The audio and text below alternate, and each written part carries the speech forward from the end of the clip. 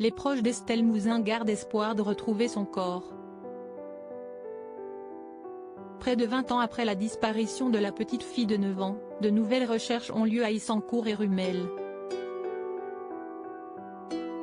Dans les Ardennes, les policiers ont fait venir Monique Olvé, la veuve de Michel Fourniret, le tueur en série qui avait avoué avoir tué l'enfant. Des moyens nouveaux et techniques ont été mis en œuvre, a expliqué l'avocat de la famille d'Estelle Mouzin, Didier Seban, comme le rapporte La Voix du Nord. On passe par la tomographie, on a vérifié des problématiques avec des drones, avec du courant électrique dans le sol.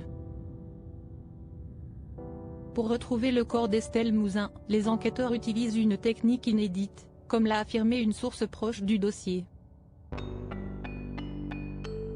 Dans les faits, ils vont sonder les bois où Michel Fourniret avait dit avoir caché le corps de la petite fille à l'aide d'une cartographie des sols.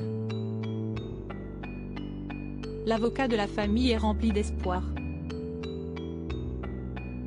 Nous sommes sur le terrain avec Monique Olivier, on le parcourt, nous essayons de raviver ses souvenirs afin de trouver un détail qui nous permette d'identifier l'endroit où Michel Fourniret a enterré Estelle, a raconté en fin de journée Didier Seban. Pour lui, ces recherches menées actuellement sont les bonnes pour donner des réponses à la famille. On peut retrouver des traces du corps, je pense. Mais retrouver le corps complètement, ça me paraît difficile, a pour sa part déclaré Richard Delgun, l'avocat de Monique Olivier, extraite de prison pour ses fouilles.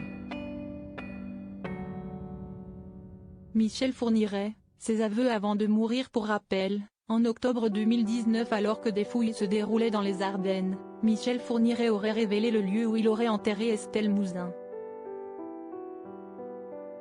En novembre 2019, l'ogre des Ardennes avait été mis en examen pour enlèvement et séquestration suivie de mort. Quelques mois plus tard, Michel Fourniret avait reconnu sa participation aux faits et était passé aux aveux, à l'occasion de 3 jours d'interrogatoire. Ça ne veut pas dire que je ne suis pas coupable, mais ça ne fait pas tilt et il me semble que ça devrait faire tilt.